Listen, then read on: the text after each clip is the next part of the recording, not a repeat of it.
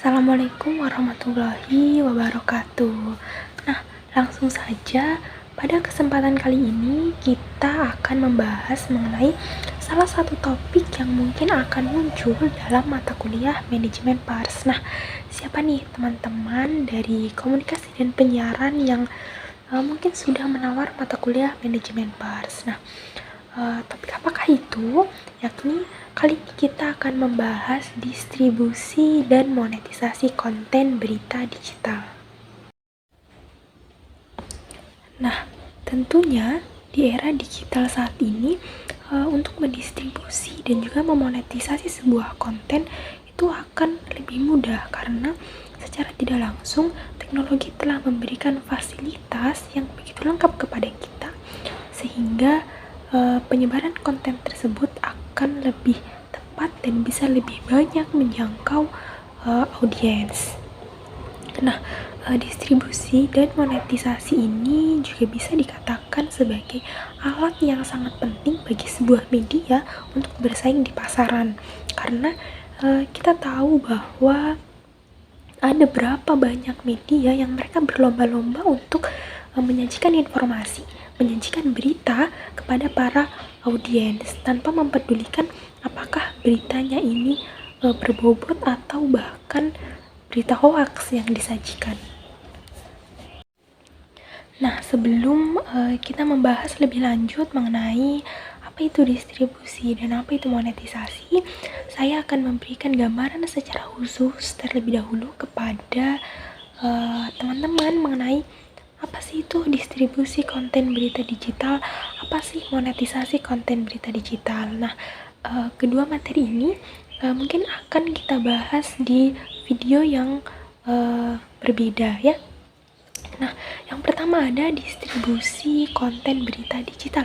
Distribusi konten berita digital ini merupakan proses penyebaran atau penyampaian berita kepada para audiens melalui platform ataupun saluran digital. Nah, contohnya seperti apa?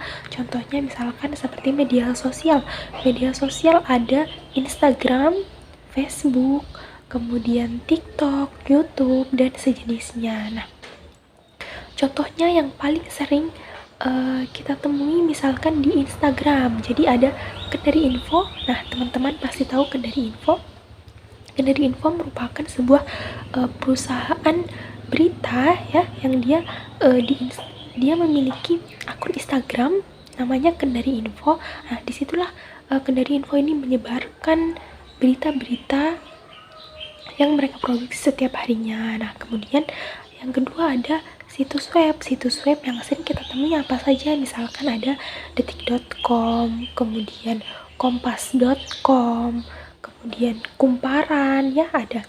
Nah, selain itu apalagi ada juga aplikasi. Nah, bisa sebagai perusahaan berita itu juga bisa menyebarkan beritanya mendistribusikan beritanya melalui aplikasi. Contohnya seperti Kumparan. Jadi Kumparan itu memiliki satu aplikasi, teman-teman sudah bisa mencarinya di Play Store. Jadi dalam aplikasi tersebut kita bisa membaca banyak berita. Nah, berita yang disajikan itu ada yang gratis dan ada yang berbayar atau berlangganan.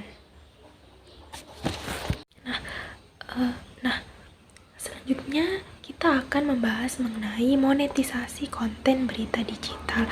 Apa sih itu monetisasi konten berita digital? Nah, jadi monetisasi konten berita digital adalah proses menghasilkan pendapatan dari berita yang kita sajikan, berita yang kita bagikan atau berita yang kita distribusikan dalam format digital seperti artikel online, kemudian video berita, kemudian podcast, ataupun platform media sosial. Nah, jadi media berita digital itu bisa memanfaatkan berbagai strategi untuk memonetisasi audiens dengan mengubah konten berita yang kita punya itu menjadi sumber pendapatan. Nah, bagaimana caranya kita bisa mendapatkan monetisasi ini? Bisa misalkan kita bekerja sama, kemudian ada affiliate marketing atau sponsorship, kemudian mungkin ada iklan yang masuk kepada kita. Nah, kita bisa